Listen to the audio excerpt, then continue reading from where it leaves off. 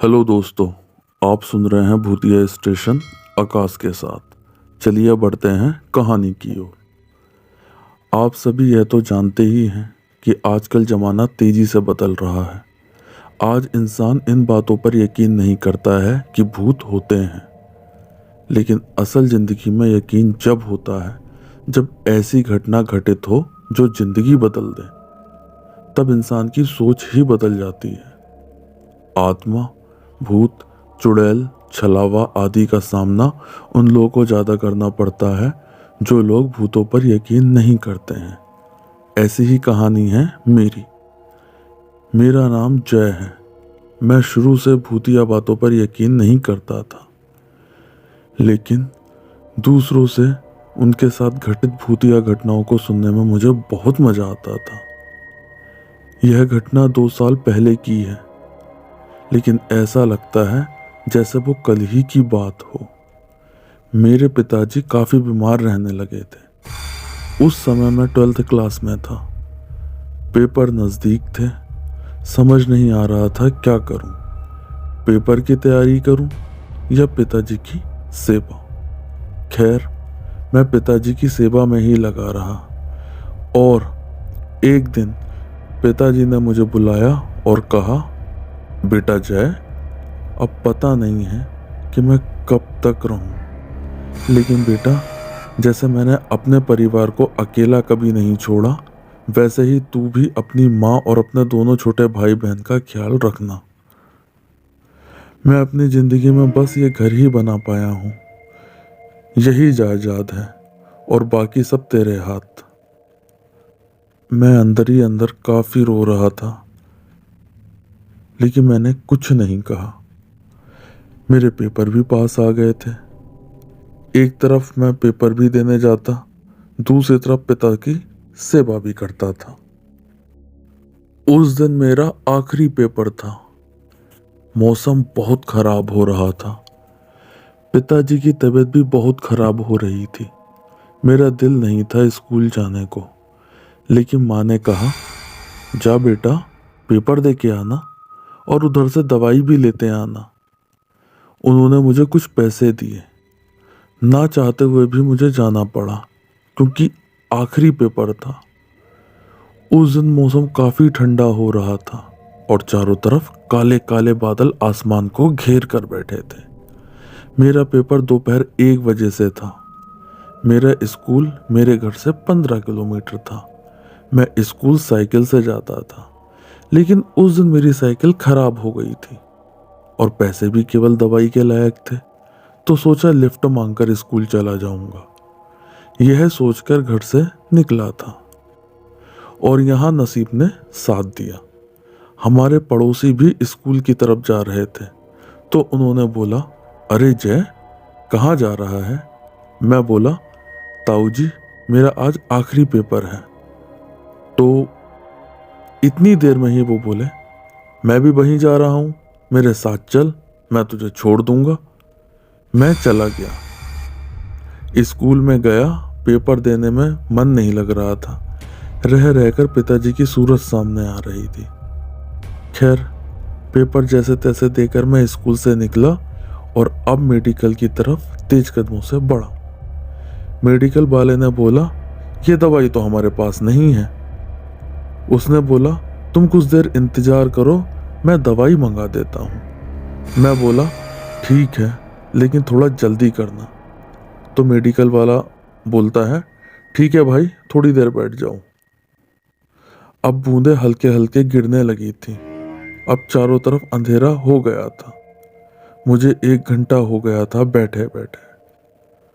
अब मैं बोलने ही वाला था कि इतनी देर में मेडिकल वाला बोला, लो ये दवाई।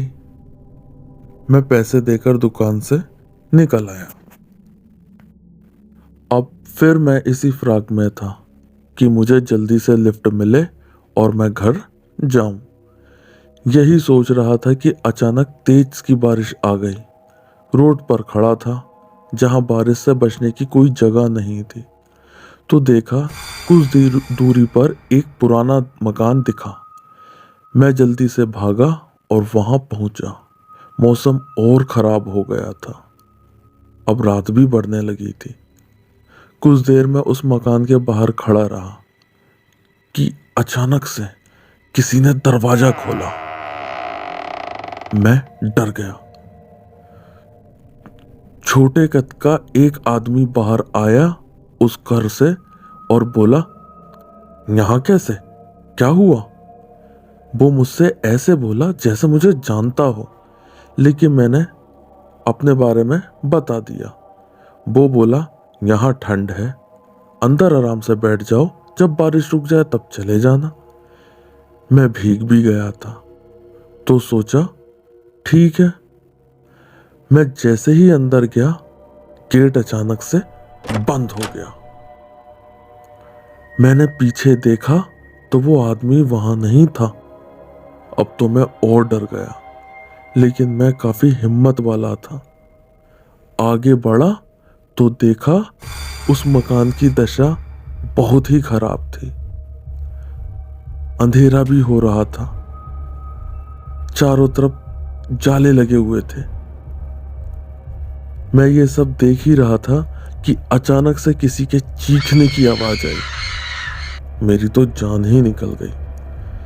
मैं चीखने की दिशा में भागा। जब मैं उस कमरे में पहुंचा तो वो मंजर बहुत ही डरावना था। एक आदमी एक औरत को काट रहा था और उससे निकलने वाले खून को पी रहा था। और जैसे ही उसने मुझे देखा, उसकी लाल लाल बड़ी बड़ी आंखें जो मुझे घूर रही थी, मैं सहम गया। अब वो मेरी तरफ मांस को काटने वाला औजार लेकर भागकर तेजी से आया। मैंने दरवाजा बंद कर दिया और मैं वहां से भागा। अब मैं भागकर सीढ़ियों पर पहुंचा कि वहां वही कसाई आदमी उसी औरत का सिर सीढ़ियों पर खचेड़ कर लेकर जा रहा था। अब पूरी सीढ़ियों पर खून ही खून था। लेकिन सबसे डरावनी बात तो यह थी, उस औरत का सिर जो कटा हुआ था, उसकी आंखें मुझे देख रही थी और वो औरत हंस रही थी। उसकी आंखें खून से भरी थी। मैं वहां से डरकर भागा और दरवाजे को ढूंढने लगा कि इस घर से कैसे निकला जाए बाहर। लेकिन फिर मैं उसी कमरे के दरवाजे पर पहुंच गया जहां वो कसाई उस औरत को काट रहा था। मैं डरते हुए दरवाजा खोला और देखा वहां गुप्त अंधेरा था। जैसे ही मैं अंदर की ओर बढ़ा, मेरे कान में किसी ने फूंक मारी, जिससे मेरा पूरा शरीर कपकपा उठा। मैं डर के मारे पलटा कि किसी ने मेरी टांग पकड़कर मुझे गिरा दिया और मेरी टांग खींचकर उस अंधेरे कमरे में ले गया। मेरा सर किसी चीज से टकरा गया और अब मुझे होश नहीं रहा। कुछ देर बाद जब मुझे होश आया, तब लगा मेरे चेहरे पर पानी गिर रहा है।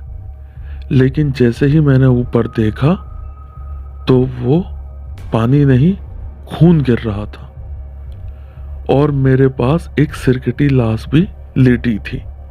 मैं दहशत से भर गया। मैं तेजी से भागा और उस कमरे से निकलकर फिर से सीढ़ियों पर पहुंचा जहां अभी भी बहुत सारा खून पड़ा था। मैं तेजाई से सीढ़ियों से उतरने लगा कि मेरा पैर फिसल गया और मैं सीढ़ियों से लुढ़कता हुआ जमीन पर आ गिरा। मेरे पैर में चोट लग गई थी। मुझसे उठा भी नहीं जा रहा था और चारों तरफ से चीखने चिल्लाने की आवाज आ रही थी, जो माहौल को और भी ज्यादा भयानक बना रही थी। लेकिन तभी ये क्या, अचानक से उस घर का मेन दरवाजा खुला और वहां मेरे पिताजी मुझे नजर आए। उन्होंने कहा, बेटा जल्दी यहां से निकल, ये जगह ठीक नहीं है, मैं तुझे लेने आया हूं। यह सुनकर मैं बहुत ही हिम्मत करके उठा और जल्दी से लंगड़ाता हुआ घर से बाहर आ गया। अब हम दोनों बाप बेटे रोड तक आ गए। मैंने कहा, पिताजी आपकी तो बहुत तबीयत खराब थी और आपको कैसे पता चला कि मैं यहाँ पर फंसा हूँ? तो पिताजी बोले, बेटा जय, घर पर सारे सवालों के जवाब मिल जाएंगे, घर चल। अब हम सवारी का इंतजार कर रहे थे कि तभी एक गाड़ी ने हमें लिफ्ट दे दी। घर से कुछ दूरी पर पिताजी ने गाड़ी रुकवा कर कहा, जय तू घर चल, मैं बस अभी आया। मैंने बोला, पर पिताजी। लेकिन पिताजी एकदम बोले, तू चल तो। इतना कहकर वह चले गए और मैं आगे निकल आया। जब घर पहुंचा तो देखा माँ दौड़कर मेरे पास आई और बोली, बेटा तेरे पापा अब नहीं रहे। और वो मुझसे लिपटकर रोने लगी। यह देखकर मैं तो खड़े का खड़ा रह गया और सोचने लगा कि जीते जी तो मेरे बाप मुझे प्यार करते ही थे और मरने के बाद भी मेरे बाप ने मुझे जिंदा मौत से बचा लिया। तो दोस्तों, आपको हमारी कहानी कैसी लगी कमेंट बॉक्स में ज़रूर बताएं और इस वीडियो को लाइक करें। और अगर आप हमारे चैनल पर नए हैं तो हमारे चैनल को सब्सक्राइब करें और बेल आइकन दबाना ना भूलें। धन्यवाद।